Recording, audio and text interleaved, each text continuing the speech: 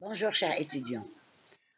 Après avoir vu, bien sûr, dans le cadre de la partie les grandes organisations internationales en rapport avec l'Europe, les différentes organisations, la dernière qu'on a vue est le Conseil de l'Europe, nous passons à une autre organisation qui est l'Organisation pour la sécurité et la coopération en Europe, l'OSCE.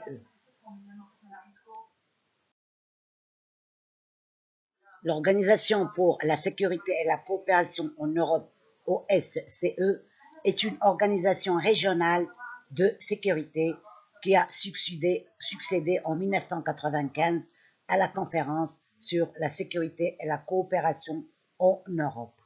Donc avant cette organisation, il existait une autre constitution qui s'appelait la conférence sur la sécurité et la coopération en Europe, et cette organisation est venue pour remplacer cette conférence ou la succéder.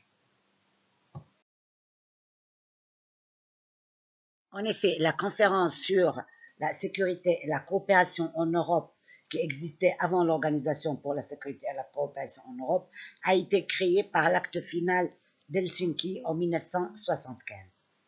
Cette conférence a adopté la Charte de Paris pour une nouvelle Europe en 1990. La SCCE, ou la Conférence pour la sécurité et la coopération en Europe, va devenir l'Organisation pour la sécurité et la coopération en Europe en 1994.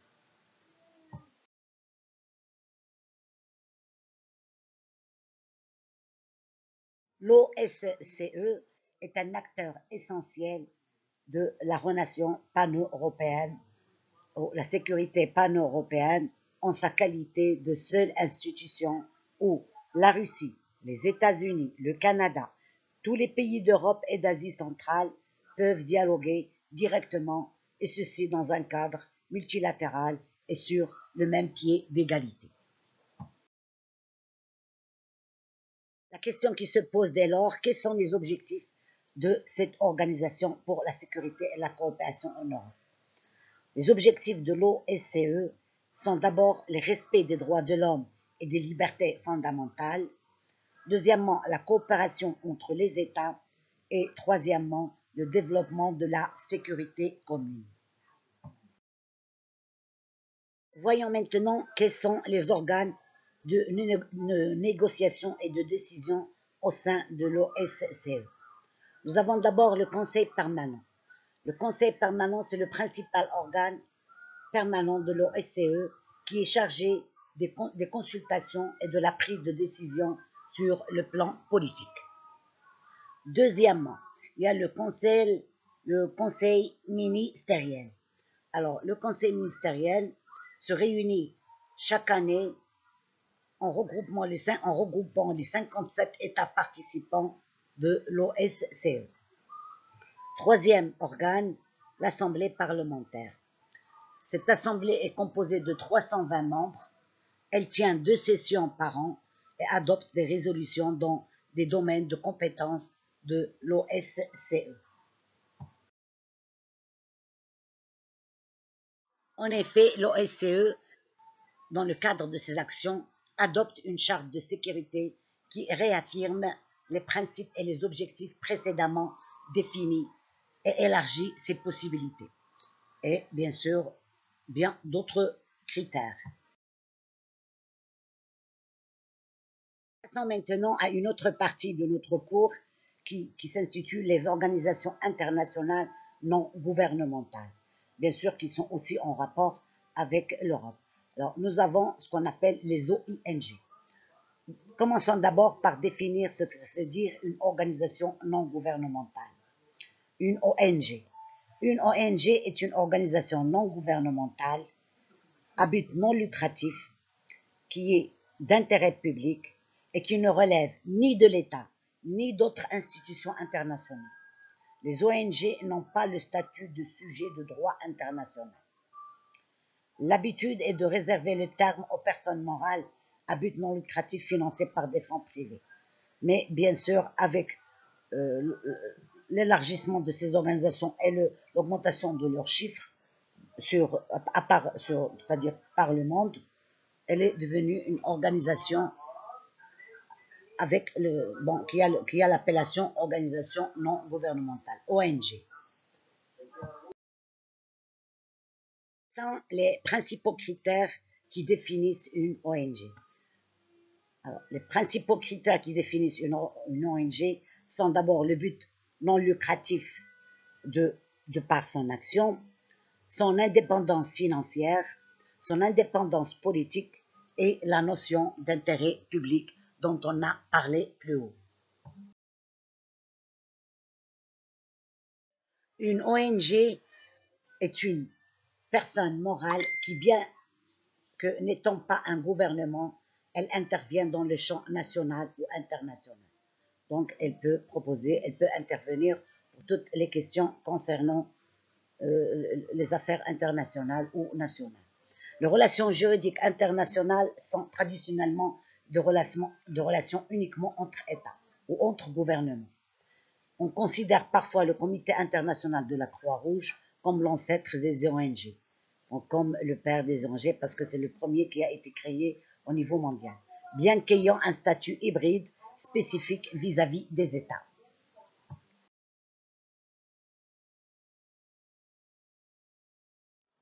Les organisations internationales non gouvernementales ou ONG, alors dans le cas d'organisations internationales, on parle également de ce qu'on appelle, on peut aussi les appeler des associations de solidarité internationale, ASI, ou d'organisations non gouvernementales internationales.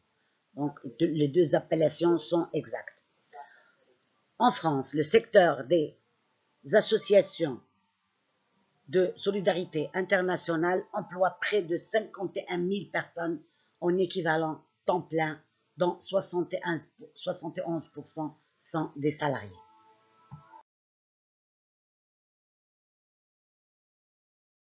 Citons maintenant quelques exemples d'organisations internationales non gouvernementales de renommée. Nous avons l'Institut de droit international qui a été créé en 1873 à Gand et qui a reçu le prix Nobel de la paix en 1904. Nous avons l'Union interparlementaire qui a été créée en 1889. Nous avons le Bureau international de la paix qui a eu le prix Nobel de la paix aussi en 1910 et qui a été créé à Berne en 1892. Nous avons le Rotary, futur Rotary international qui est fondé en 1917. Il a été estimé qu'en 1970, il y avait 1083 ONG.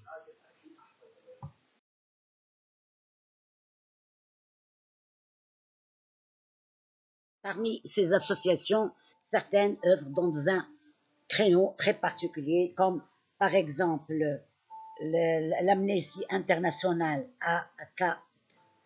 Aid Quart Monde ou Human Rights Watch, ces associations qui œuvrent pour la défense des droits de l'homme. Nous avons aussi l'action contre la faim, la lutte contre la faim et l'accès à l'eau potable. Nous avons aussi d'autres organisations qui luttent contre les maladies comme AMREF, RENA, Voxion et la protection des enfants, Plan France. Nous avons aussi des fondations Terre des Hommes qui œuvrent pour la scolarité, la vision mondiale, donc aide dans le cadre de l'aide et l'action.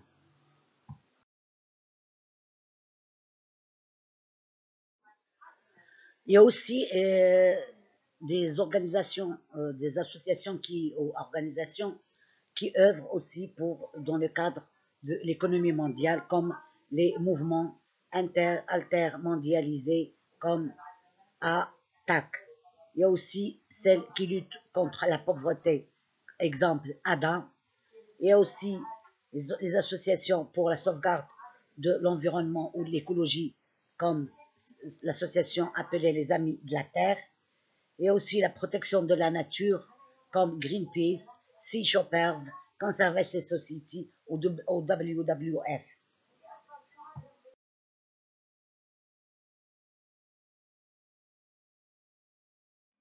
La journée mondiale des ONG est organisée tous les 27 février de l'année. Elle a été déclarée la première fois le 17 avril 2010 par 12 pays et elle a été reconnue internationalement le 27 février 2014 à Helsinki. en Finlande, par Helen Clark, administrateur du Programme des Nations Unies pour le développement PNUD, qui a félicité la Journée mondiale des ONG et souligné l'importance du secteur des organisations non gouvernementales pour l'ONU par l'intermédiaire de son discours. Les domaines d'intervention des organisations internationales non gouvernementales se répartissent en deux grandes catégories. Première catégorie, les ONG de plaidoyère, comme RENAF ou Human Rights Watch. Parmi celles-ci, un groupe non négligeable d'ONG n'a pas pour but la défense de l'intérêt public, mais plutôt des ambitions idéologiques ou commerciales. On y trouve aussi des lobbies de toute nature, en particulier des lobbies économiques et étatiques. Deuxième catégorie des ONG qui n'ont pas de but économique ou commercial sont des organisations humanitaires. Elles mettent en œuvre des programmes d'aide éducative et caritative. Par exemple, les ONG de ce dernier type se regroupent parfois en collectif, en plateforme ou en réseau, suivant leur domaine d'intervention ou particularités. Nous avons par exemple la Coordination Sud, ASA, CRIDE, etc. Quels sont les domaines de coopération des ONG avec les institutions internationales? Alors, prenons par exemple le Conseil de l'Europe, les ONG et le Conseil de l'Europe. Depuis 1952, le Conseil de l'Europe, comme on a déjà vu, entretient des relations étroites avec les ONG et va jusqu'à leur octroyer le statut de membre consultatif qui a été créé pour les ONG, avec bien sûr sous les conditions suivantes.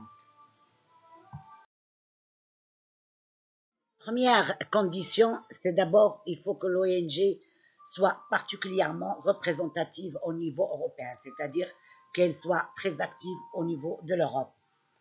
Il faut aussi qu'elle soutienne la finalité du Conseil de l'Europe qui est en priorité la protection des droits de l'homme ou la convention sur le principe de la Convention européenne des droits de l'homme. Donc, elle doit respecter cette finalité. Troisièmement, elle doit faire une demande par formulaire officiel avec la présentation de son organisation.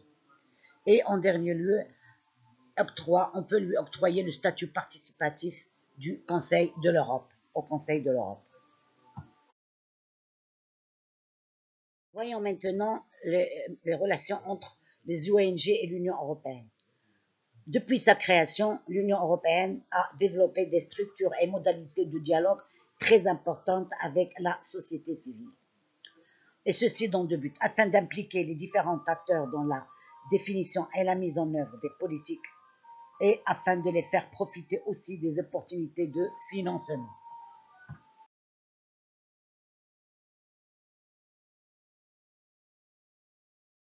Et pour conclure cette partie, nous pouvons dire que les ONG ont des relations très étroites avec l'ONU. C'est pour cette raison qu'ils ont le statut d'associés avec le département de l'information de l'ONU. Et ils ont aussi le statut consultatif auprès de l'ECOSOC, c'est-à-dire le Conseil économique et social de l'ONU.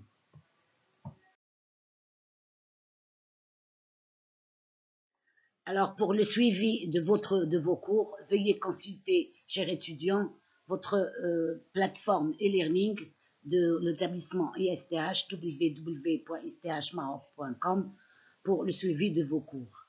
Et au revoir, à bientôt.